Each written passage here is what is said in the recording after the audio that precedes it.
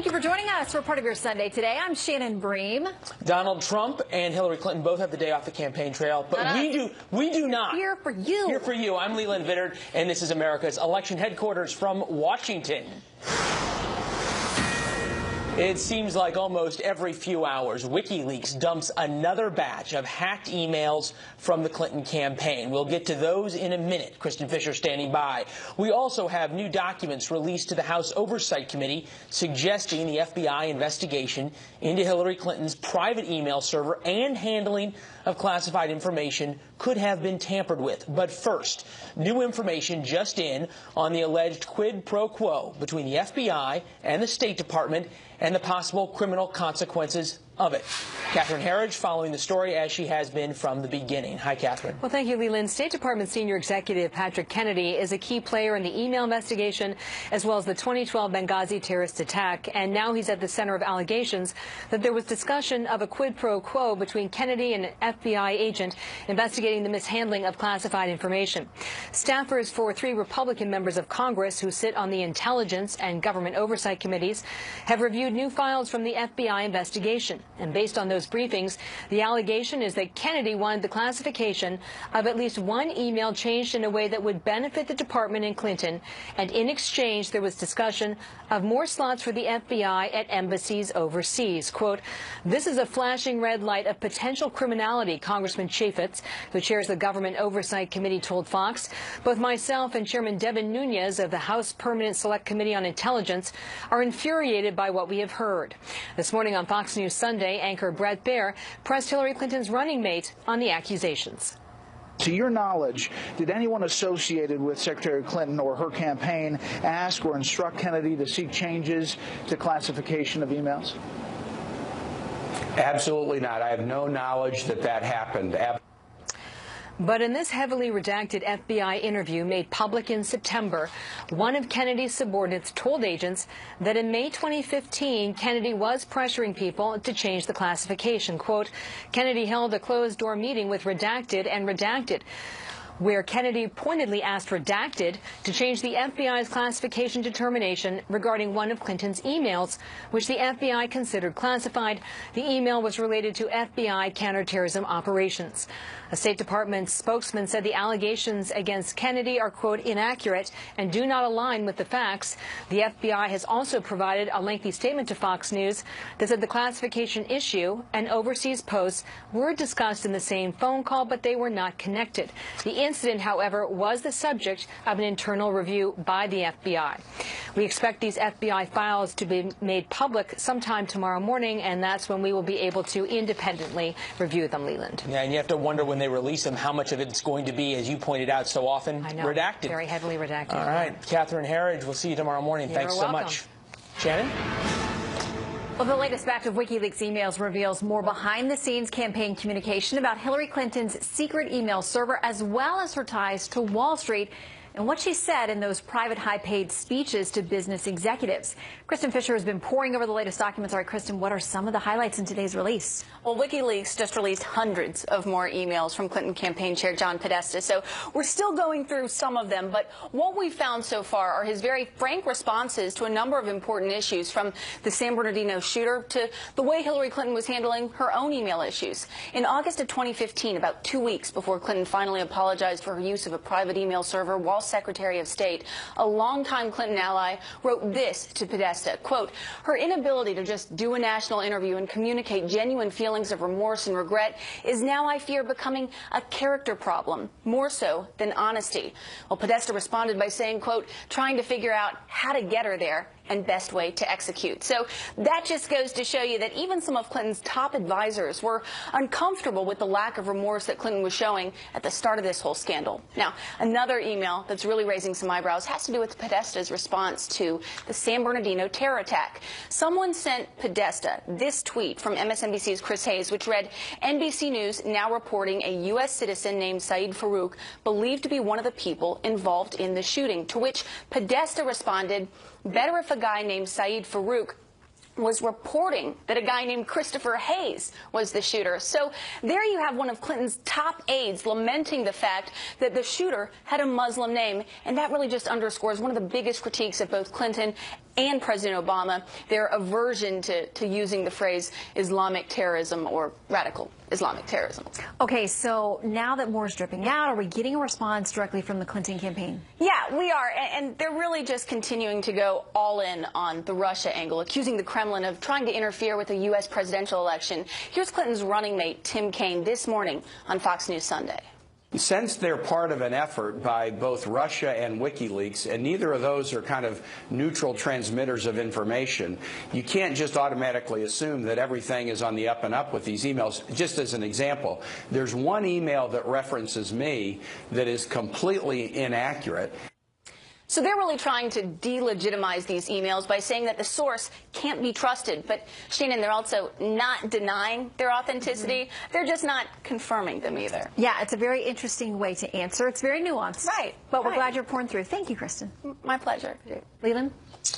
Right now, Donald Trump is at his estate in New Jersey getting ready for Wednesday's big debate. But this morning, the Republican nominee took a break to lash out at the media, tweeting, "Polls close, but you believe I lost large numbers of women voters based on made-up events that never happened. Media rigging election." And this, watch Saturday Night Live, hit job on me, time to retire the boring and unfunny show. Alec Baldwin portrayal stinks, media rigging election. More on this, Carl Cameron standing by outside Trump Tower in New York. Carl, is there anyone that Mr. Trump is not lashing out at right now? There's a lot to unpack there for sure. We've asked our researchers in the brain room in New York to look into when the last time a presidential candidate was parodied on Saturday Night Live and then went to war with them the next morning. Donald Trump is not having a day off. He's been out in Bedminster at the Trump National Golf Course with a number of his top aides getting ready for the debate on Wednesday, just as Hillary Clinton is. And over the course of the last week, he's really sort of been road testing a whole number of new attacks, whether it's blaming the media for what he says is a rigged election, suggesting that the media collectively is shading things too much in favor of Hillary Clinton and against him, or whether it was yesterday's attack suggesting that there ought to be drug testing before the next debate, because in Trump's words, Hillary Clinton appeared pumped up in the first part of the second debate, and by the end of it seemed to be weary, and he suggested that there might be something going on that he didn't quite understand, and therefore drug testing to make sure Clinton wasn't doping would be there.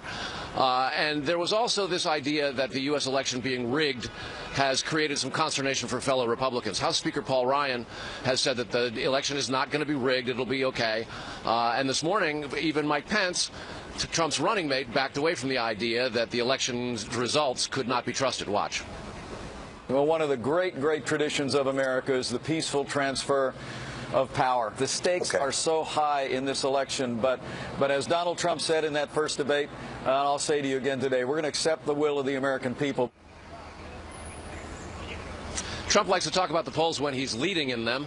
There are two new polls out nationally today. One has Trump trailing Hillary Clinton by 11 points, the other one by just 4. And as he said in that tweet that you read earlier, Leland, they are close. They are close in the battleground states, and they're close across the country. But with 24 days left, there's little denying around the Trump campaign that they are the underdogs right now. And there's a great deal riding on this upcoming debate. And while there was speculation before the last debate about just how aggressive these two candidates might be, there's little doubt, given what Trump has been saying on the campaign trail, that he's going to come out swinging on Wednesday night. Leland? Last chance for both of them. Carl, thanks so much. We'll talk to you soon. Shannon's got more. Well, Hillary Clinton appears to be building a comfortable lead over rival Donald Trump. Here's a look at some of the just-released polls today. You heard Carl mention these. These were taken after the most recent debate. An ABC News Washington Post poll shows Hillary Clinton with an 11-point lead over Trump in a four-way matchup with Johnson and Stein, picking up 7% and 2%. And an NBC Wall Street Journal poll shows a tighter gap, Trump trailing by 4 points behind Clinton, with Johnson and Stein at 5% and 2% respectively. Another obstacle for the Republican nominee are the large fractures within the GOP. Many congressional leaders now denouncing Trump. Win or lose, there are going to be some soul-searching moments for the GOP when this whole election is over. Let's get some insight on what the future of the GOP may look like from Dr. Laura Brown. She is an associate professor of George Washington University and joins us live. Good to see you, Doctor. It's great to be here. Thanks. Okay, so there's an interesting thing here because a lot of people have been brought into the voting process by Donald Trump. People who've never been in primaries before, maybe never voted in the general before. They've come on board. How, if there is a defeat here, does the GOP hold on to the good things that have happened, the new people that have been brought in for them?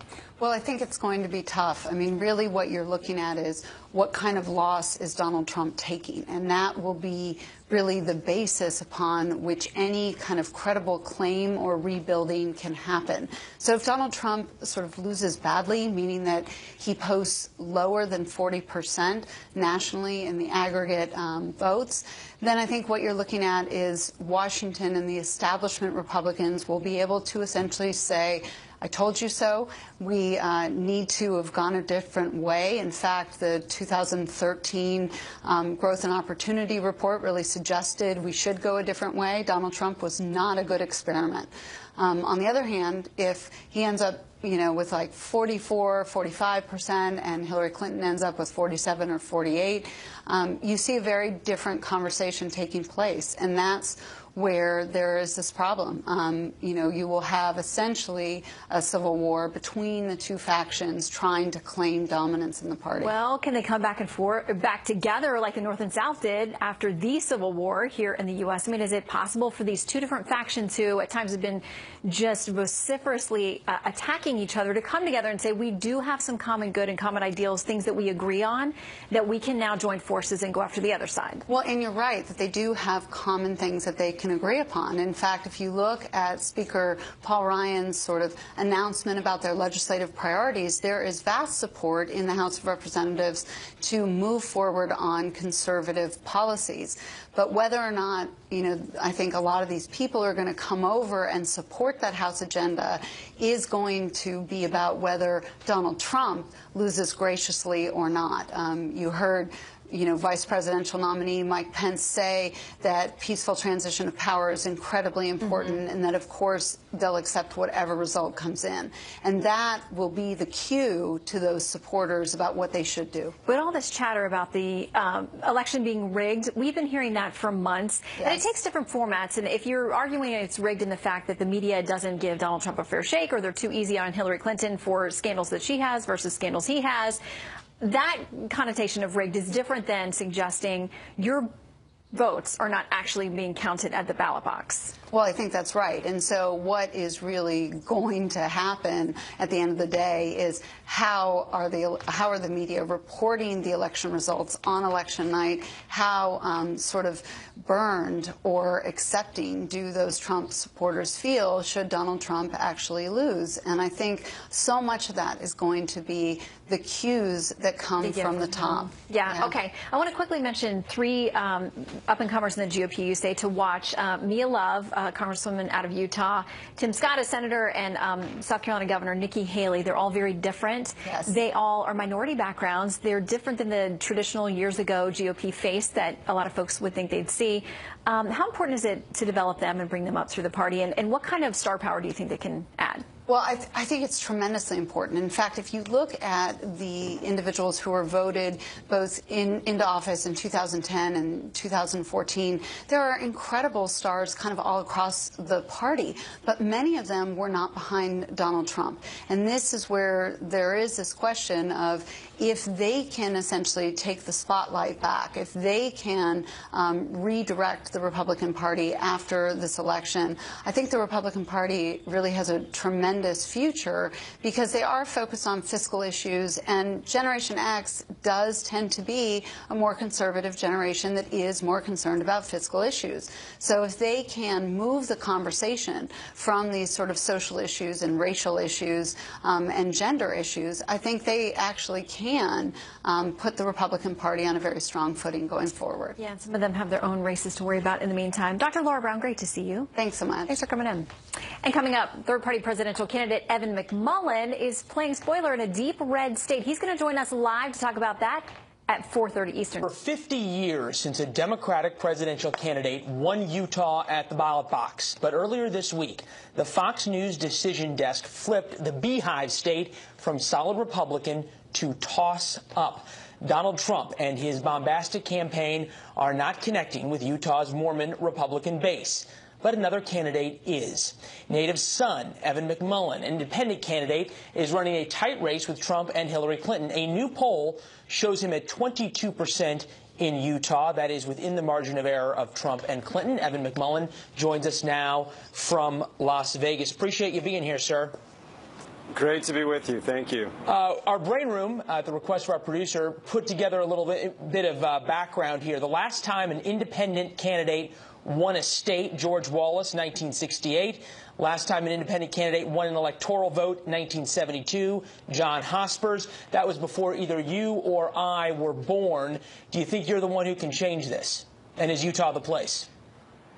Yes, I absolutely do think it's possible, and the Mountain West, including Utah, I believe is that place. Both Hillary Clinton and Donald Trump were rejected soundly by voters in this region and in Utah in particular, and they're looking for something else. They don't think, and I think accurately, that either of these two major party candidates should be leading this great nation, and they want to find somebody else as we get closer to the election.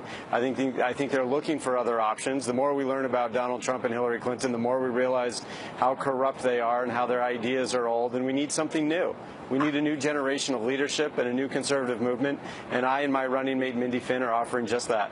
It sounds a little bit like the argument that you dare say came from John Kennedy back in 1959 and 60. Speaking specifically of the Mountain West and Utah, where you're from, huge Mormon population there. How much is the Mormon values, you think, playing in to this big break towards you and towards other independents on the ballot? I think there is a factor there that is just that, but I think it's it's larger than that. I think there's an independent streak in the Mountain West. I think that there's a goodness of the people there that just reject the brashness and the hostility and vileness of Donald Trump and his campaign, and people who reject the top-down, one-size-fits-all centralized government of Hillary Clinton. I mean, they're looking for something else. They're looking for independence. They're looking for liberty. They're looking for leaders who will unite us, not divide us. And neither of these two major party candidates are offering that. That's what I am offering, and that's why I think we're competing well there. This is an important question. Are you more never Trump or are you more never Hillary? Because the argument can be made that by pulling so many votes in the Mountain West, you could help the candidate that you dislike the most. Well, I'm opposed to both of them. I think they're both awful in their own ways, some similar ways, some different ways. We need better leaders. It's time for someone to stand up and say enough is enough. We've got to have leaders who are honest and wise and who will put the interests of the American people first. And we just don't have that in this campaign other than, I think, Mindy and I. So that's what we're doing. Look, I'm exercising my constitutional right to run for president and to offer the American people something better. I don't want to see either of these two major party candidates in office. I'd like to stop them both. We could get into detail about why each is bad, but they're both awful and they both need to be stopped. Evan, we're 3 weeks out from the election. You haven't been on a debate stage. Polling is certainly well in Utah and some Mountain West states, but not across the country. I think reasonable people could agree you're likely not going to be sworn in on January 20th here at the Capitol. What's a success, though, for you out of this campaign? Is these interviews a success? What's the end goal here that you'd say, hey, look, all the hard work I've put in, the sleepless nights, the travel, has made it all worth it? Well, first of all, we're the only conservatives in this race, and we're standing on principle like no one else is, sadly, from the Republican side or conservative side, or few are. That's what we're doing. We're standing for what's right and what's good and the fundamental ideals that this country was founded upon that are still important to our future. The idea that all men and women are created equal, that we all have a right to life, liberty, and the pursuit of happiness. These things are basic to our security and prosperity going forward. Someone needed to stand for them. On Election Day, we're we're working very hard, and we hope for the best. But whether we succeed or not at getting this election to the House of Representatives, we are building a new conservative movement that I think will be the future of the conservative movement in general, one that's open to people of all races and religions, one that treats both women and men equally as they are in fact. And that's what we're building here, and we're very excited about that. And we needed to stand up now to make that point, because if you stand up after the election and you didn't stand up during the election, what legitimacy really do you have? Well, hard to complain if you didn't show up. Evan McMullen, appreciate your time, sir. Thanks for being here and sharing your thoughts with us. Come back before the election, especially if you're out in Utah. I'd love to hear how it's going out there. Let's do it. All right. We'll see you then. Shannon? Trail today, preparing for that last debate among a flurry of leaked emails and sexual assault allegations. So how big a role will all those scandals play on Wednesday night? For your fair and balanced debate, Brad Blakeman, former advisor to President George W. Bush, and Matt Bennett, Democratic strategist with Third Way. Great to see both of you today. Thanks for coming in. Good to be here. Matt, we talked a little bit about this in the commercial before. Like, it's such a negative campaign. People are against a lot of things. A lot of people worry we're not for a lot of things. No matter which party you're with, people want to hear more policy. It just can't seem to get past the personal. Yeah, it's really hard. And I think one thing that will drive the next debate is the kinds of questions they get asked. Because if you remember in the last one, the very first question, not surprisingly out of the box, was about the Trump tape. I think that's unfortunately going to dominate a lot of the next debate. So it's really hard for policy to make its way out from behind all this. But now we know we have Chris Wallace at the helm, so we trust, and he is great at navigating and being really tough on both sides of any argument or conversation. So we know he's going to do a great job. And listen, Brad, as much as people complain about the negative and all of the salacious stories and those kinds of things and the scandals, we know that negative ads work. As much as people say they don't like them, they do work. They do, but the negativity tends to come from outside sources.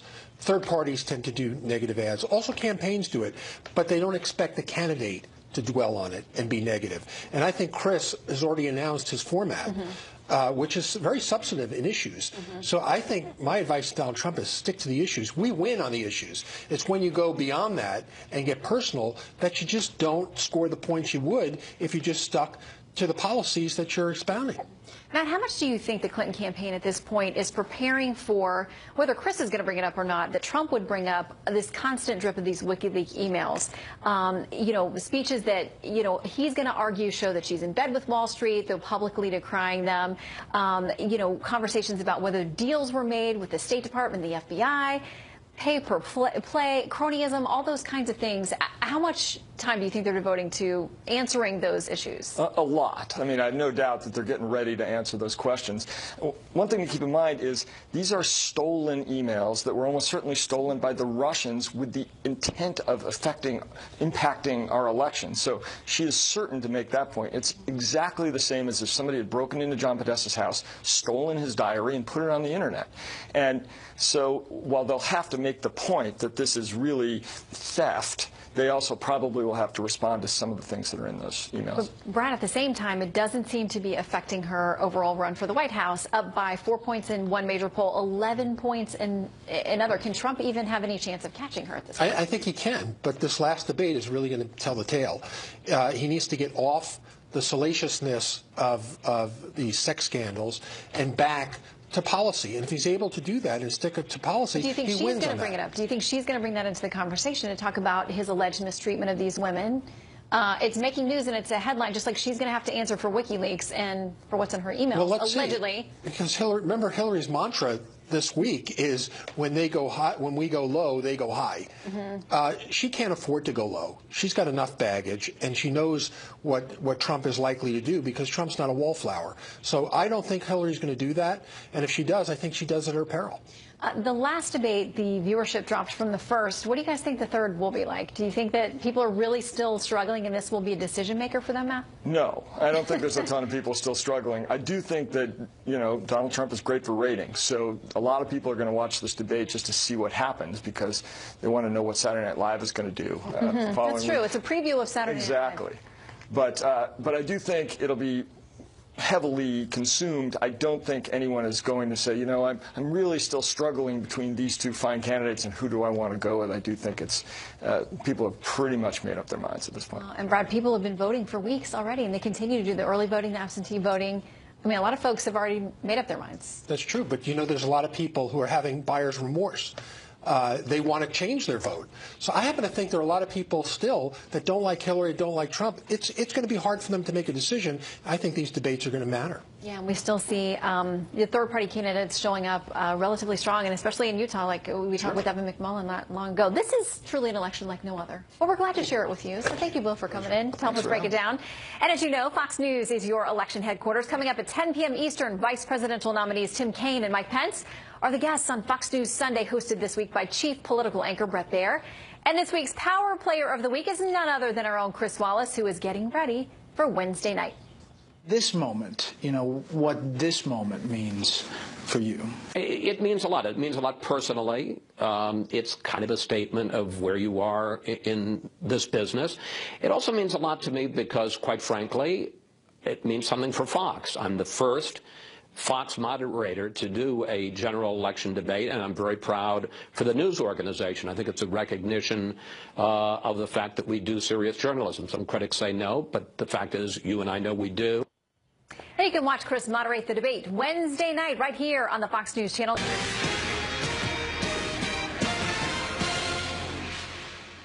House Speaker Paul Ryan is sounding the alarm, calling on Republican congressmen to do whatever it takes to protect their seats, even if it means denouncing the Republican nominee. Democrats would need to net 30 seats to gain control of the House. As of now, a little less than 20 races are currently considered vulnerable. But Speaker Ryan's concerns give legitimacy to the possibility that the House, along with certainly the Senate, are in play. David Avella, chairman of GOPAC, which works to protect Republican majorities in state legislatures and grooms local leaders for congressional roles, joins us now. Call it strategy, call it brinksmanship, call it genuine worry. You do get the feeling that Paul Ryan was telegraphing something by those comments. You think he should be worried, or are you worried? Republicans are going to hold the House. We are not turning the gavel over to Nancy Pelosi. Look, the one constant we've had in this election is voters are not looking for a sign-off from their elected leaders of who to vote for in this election. And the candidates who are going to win are going to be the ones who have done their homework, who are talking about issues that voters care about, and have not waited until this last month to start campaigning. Look, the best example is Rob Portman in the state of Ohio. Irregardless of what happens at the top of the ticket, Rob Portman is going to win. And that's what every member of Congress should have done to get themselves right now to this point. Well, there's sort of a certain irony in Ohio that it's normally the top of the ticket that pulls along the rest. Here you've got Rob Portman and his get-out-the-vote operation, his data operation, that may actually be the ones pulling Donald Trump along. GOPAC's different, though, than a lot of PACs in the sense that not only do you give money and give support, but you all also do a huge amount of training, of consulting, those kinds of things to these state legislature candidates. People like Mike Pence came up through your organization, Marco Rubio among others. What are you counseling them, young state legislators who are calling saying, what do I do about Donald Trump?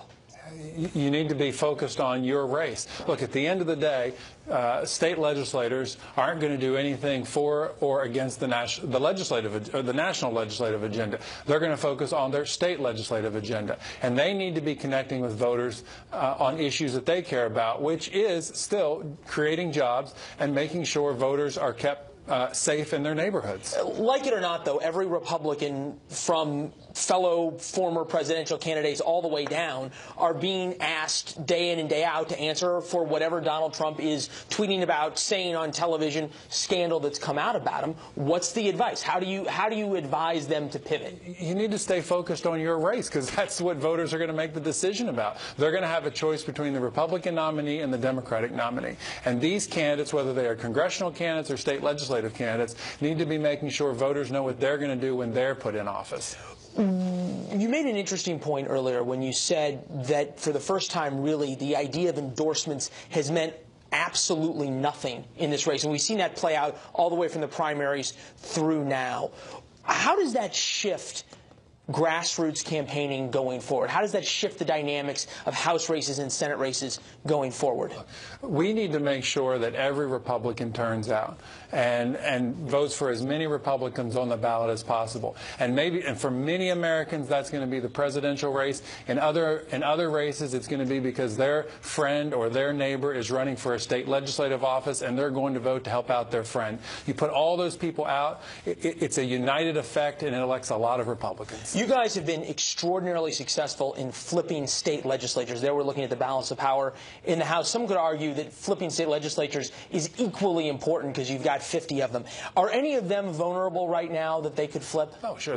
Look, we have 69 of 99 state legislative chambers, overwhelming majority of them. But we still have the chance to pick up the Kentucky State House. We have a chance to pick up the Washington State House. I mean, in a presidential year, you wouldn't think a state like Washington would go Republican at the state level. We have a great chance there. We have a chance to pick up the Colorado State House. If you're looking at where we need to defend, we need to make sure we hold our majorities in the North Carolina House, in New Mexico, in Nevada, in Arizona. So, you know, it's going to be an exciting night on election night. Well, you just mentioned a couple of key swing states, North Carolina, Arizona, Nevada.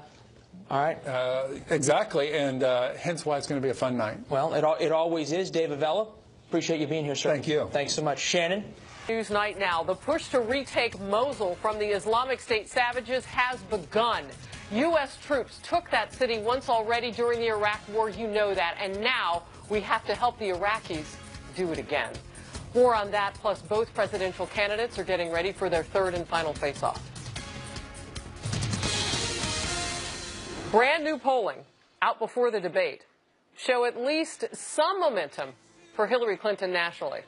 Results from 3 recent polls of a 4-way race, each showing Clinton with a lead. Let's take a look. 11 points, 7 points, 4 points over Donald Trump. Each of these polls were taken immediately after the second debate, as well as after that hot mic video of Trump making lewd comments about women.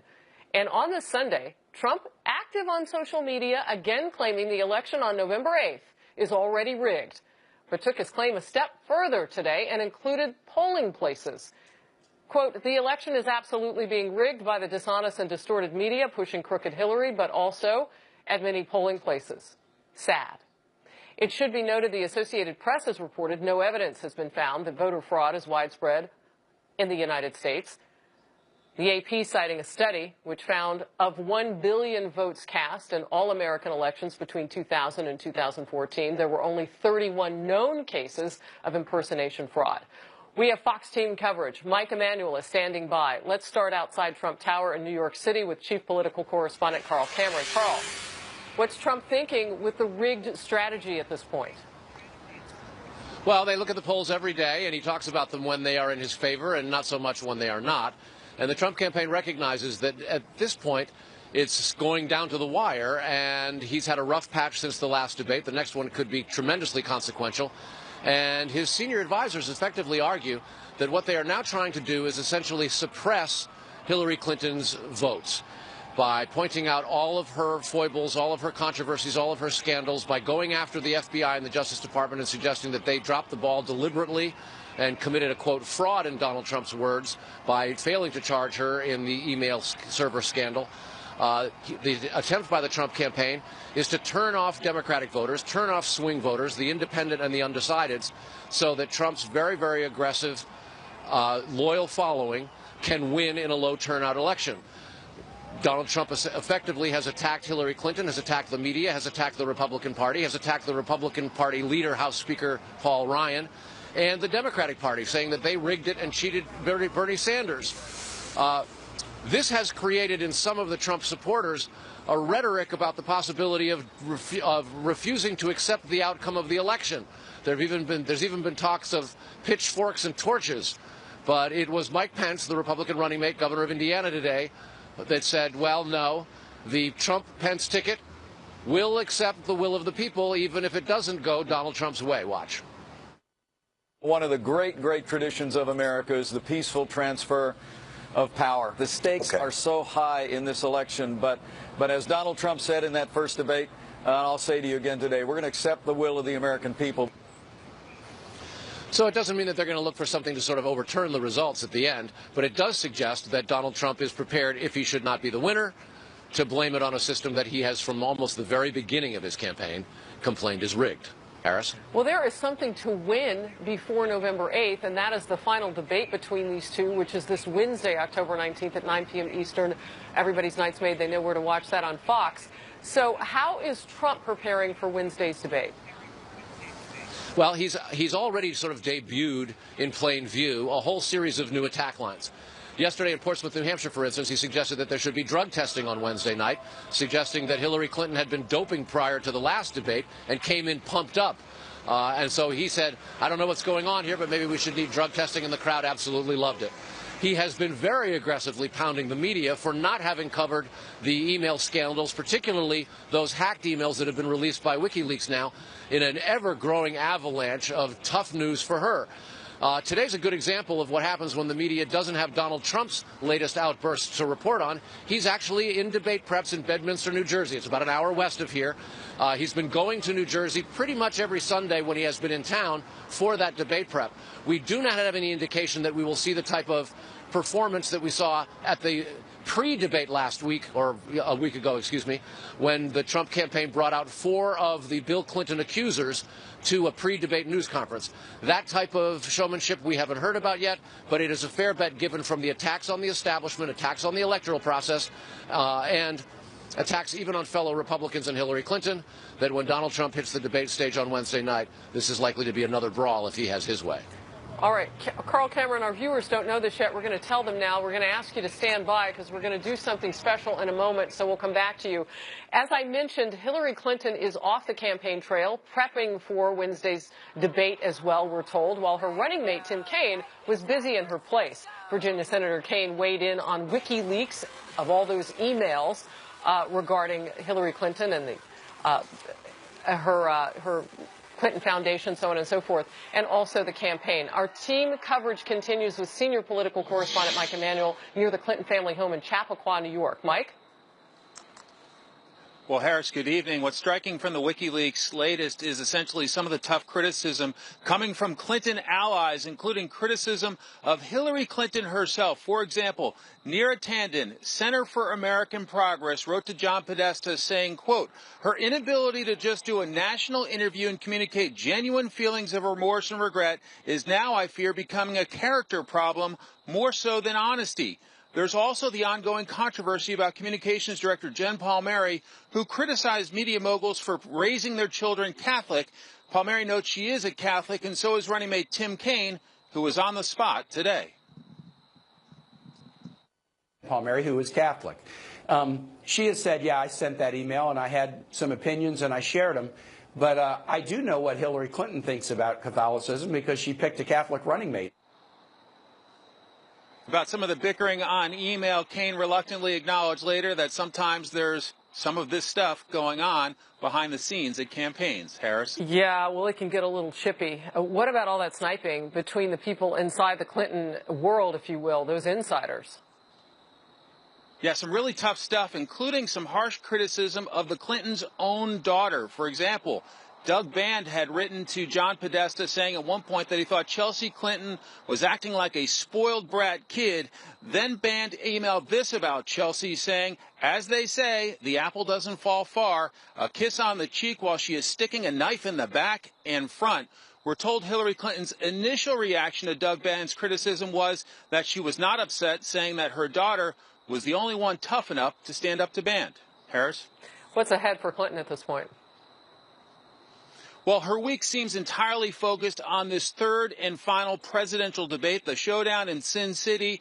Clinton stayed out of the spotlight today, remaining behind closed doors much of the day doing debate preparation. We do not expect to see much of her tomorrow either. The bottom line, the Clinton campaign sees these polls. They see that they are ahead. The focus now seems to be, don't blow it. Harris? All right, let's bring back Carl Cameron now for bonus political journalism now with both Carl and Mike. Love to get you guys together. Open up your reporters' notebooks. Carl, first, is Clinton vulnerable to this low turnout strategy of Donald Trump's? And for you, Mike, what is Mrs. Clinton doing about it? And what is she doing to bring out the vote? You guys can kind of talk to each other at this point. Well, from my perspective here, Mike, it's fairly evident that the Trump campaign recognizes that the electorate is very divided, quite cynical, easily angered, and disillusioned. And in doing so, they want to encourage that, so to speak, and suppress Hillary Clinton's votes. Now, since we're talking Vegas, you got to talk about risk, right? And it's always a gamble when you try to depress the vote. But again, today was interesting. Trump was not on the campaign trail. He did do a couple of tweets, but he didn't create the type of fodder that often makes him the dominant lead story in the news. By being off the campaign trail, by toning it down a little bit and letting Hillary Clinton and her email scandals leaked by Wiki, all these hacked emails, the Trump campaign took note today that a lot of the media that they have been very critical about has put more about the email scandal on the air today. So it illustrates the dilemma that Trump faces. He would like very much to undercut Hillary Clinton's vote, but sometimes keeping silent and letting her bake in the sun creates something of a burn. All right, Mike. Well, Carl, I would just say that the Clinton campaign has openly expressed concern about voter suppression, essentially people getting fed up from all the negativity and saying they're going to stay home. And they are very much concerned about this Wikileaks drip, drip, drip of daily emails from John Podesta, 10 years worth, coming out day after day after day.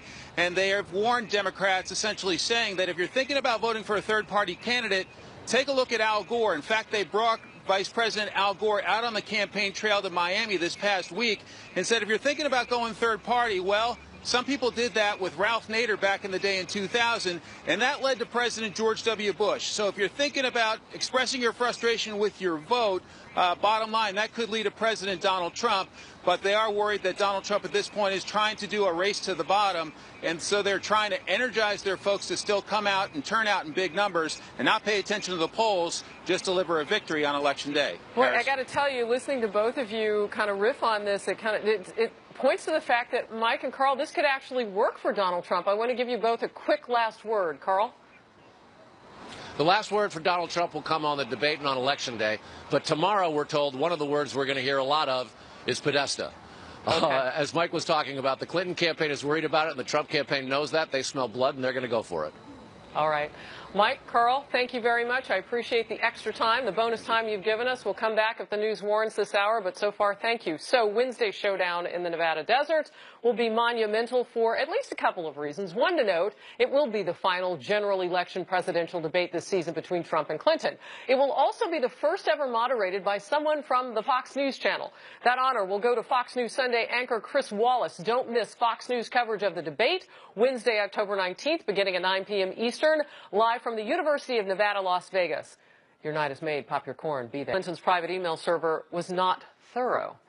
FBI notes are indicating there may have been a quid pro quo deal worked out between the State Department and FBI agents over a classified email.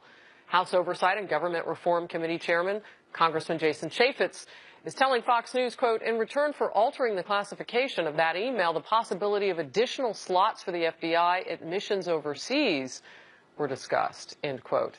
Chief Intelligence Correspondent Catherine Herridge is live for us in Washington on a story to help us make sense of this, its importance. Catherine. That's right. Here, State Department Senior Executive Patrick Kennedy is a key player in the email investigation, as well as the 2012 Benghazi terrorist attack, and now he's at the center of allegations that there was discussion of a quid pro quo between Kennedy and an FBI agent investigating the mishandling of classified information. Late Friday, the FBI sent a third batch of interviews from the Clinton investigation to the House Intelligence and Government Oversight Committees. Republican lawmakers briefed by staffers say Kennedy wanted the classification of at least one email changed in a way that would benefit the department as well as Clinton. And in exchange, there was discussion of more slots for FBI agents overseas.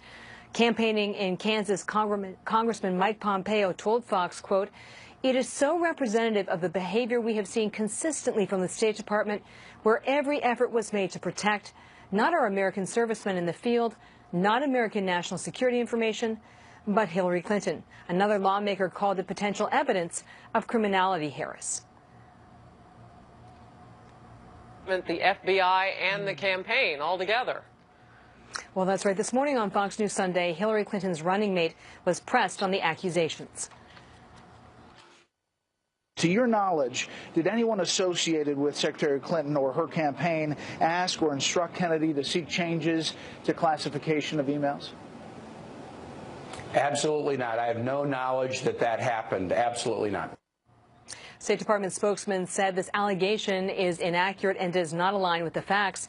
But in this heavily redacted FBI interview made public last month, one of Kennedy's subordinates told agents that he was pressuring State Department personnel. Reads in part, quote, Kennedy held a closed-door meeting with Redacted and Redacted, where Kennedy pointedly asked Redacted to change the FBI's classification determination regarding one of Clinton's emails, which the FBI considered classified. The emails was related to FBI counterterrorism operations. And while acknowledging today that the Clinton email classification and overseas posts for FBI agents were discussed in the same phone call, a Bureau spokesman said the issues were not connected and the email classification was never changed. The new FBI files could be public as early as tomorrow, and then we'll get a chance to independently review those interviews, Harris. Wow. Not a day goes by that we don't see something fresh and breaking on this this is extremely serious. News. It is. Catherine, really thank is. you very much. And in fact, this topic then, in a different way, continues because new day bringing a new dump from Wikileaks. More emails. Kristen Fisher has more on that. And Kristen, you know, from today's release, even a different angle, if you will. Yeah, I mean, it's a drip that just changes every single day.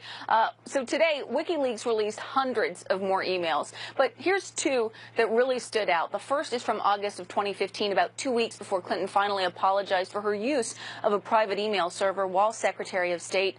A longtime Clinton ally emailed her campaign chair, John Podesta, to say that Clinton's, quote, inability to just do a national interview and communicate genuine feelings of remorse and regret is now, I fear, becoming a character problem, more so than honesty.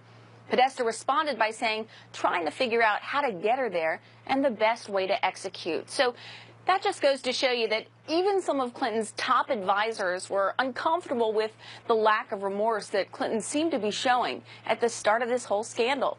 Now, Harris, another email that's really raising some eyebrows has to do with Podesta's response to the San Bernardino terror attack. Someone sent him this tweet from MSNBC's Chris Hayes, which identified Saeed Farouk as the shooter, to which Podesta responded, better if a guy named Saeed Farouk was reporting that a guy named Christopher Hayes was the shooter. So there you have one of Clinton's top aides lamenting the fact that the shooter had a Muslim name, and that really just underscores one of the biggest critiques of both Clinton and President Obama, their aversion to sort of conflating Islam and terrorism. Harris? Wow. Shocking. So how does the Clinton campaign respond to something like this? Well, they're really just trying to delegitimize these emails by saying the source can't be trusted. They claim that WikiLeaks is in cahoots with the Kremlin and that both are trying to interfere with our election. Listen to what Clinton's running mate, Tim Kaine, said this morning on Fox News Sunday. Since they're part of an effort by both Russia and WikiLeaks, and neither of those are kind of transmitters of information, you can't just automatically assume that everything is on the up and up with these emails. So the Clinton campaign will not confirm the authenticity of any of these leaked emails. But, Harris, they're also not denying them either, which says a lot right there. Wow. I don't know that you technically can stay neutral with something like this, but we'll see what happens. Kristen, thank you. So I'm going to ask the Fox News political insiders about this. One of them, you know, knows the Clintons very well, Doug Schoen. He's one of our insiders. They're up next. Stay with us.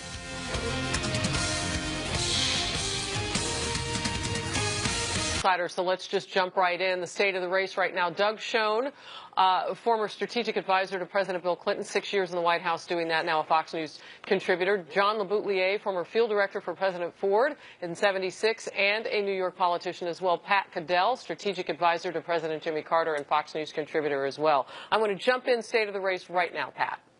Well, I think the state of the race is we don't know. I mean, we think Hillary is ahead.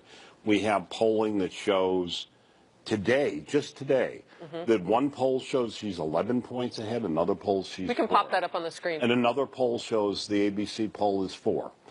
We have the Fox poll last week, which went from 3 polls, including the week before, at 2 points party difference, Democrats, Republicans, which with the margin of error and other things, I think is now the most important number, suddenly went from 2 to 9, with 1/4 of conservatives voting for not only for Hillary, but for the Democrats for Congress. I don't believe that. We need to look at these. Something's happening with the polls. They're very different. But we need to be wait a minute, somewhat suspect of all of them. When you say something's happening with the polls, Doug, I want to ask you, what's happening with the polls? Sure. Well, it's pretty simple. The Secretary of State has got a 5 or 6 point lead in the Real Clear Politics average. She's ahead in 13 of 14 swing states. She's well over 300 electoral votes. I think, as I've said before on this program, she's poised to win, and the 538 analysis, Nate Silver, gives her an 87% chance of winning, which I think is about right. All right, the silent Trump vote, and I hear about this on the ground with voters, with viewers, John, that people really, this environment is so politically charged, nobody wants to say really honestly who they're voting for. Right. Well, is that a possibility that vote exists? Yes, I think there's a hidden Trump vote, and I think there's another thing through the last several political cycles where the polling, and I can give 4 instances, the 2014 Senate races predicted the Democrats would keep the Senate, Republicans won it by 4 seats. 2015 Kentucky governor's race, the Republican, Matt Bevin, was behind by 5 points in the poll going into Election Day, won by 9%. It's a 14-point gap. A Trumpian kind of candidate. A Trumpian-type candidate. Benjamin Netanyahu was behind in the polls going in February 2015, won big. And Brexit, most polls had it winning, and it lost. So there's something, as Pat says, going on in polling that's conservatives are being undercounted. Pat? Well, plus I think that there is some, we don't know. There's sampling problems everywhere. But, you need to know the size of the sample. You know how it's done. It could be the live calls, despite the fact that some believe that, and that those are the only credible polls, may in fact be running into what you're saying. People who are reluctant to say or talk to a live person. Maybe these online polls are better. It certainly was in Brexit. Who knows? Pat, if I were the Hillary campaign, I would assume 5 points. 5. That's it. I would say 5 points that I would assume Trump's going to get beyond what is polling. Oh, That's really? I would, just to be safe. Well, that puts them into a statistical hit in most cases. And then let's give talk Hillary about women voters, because that's something else if we can. And I know we're having some issues with putting numbers and things up on the screen. So if my team works it out, we'll let you know. But 20%, a 20-point lag between Trump and Hillary Clinton among female voters. Yeah. When you look at the fact, Doug, that we make up 53% of the electorate, sure. Is that as big a deal as it looks like on paper? It absolutely is, Harris. I can't underscore it enough.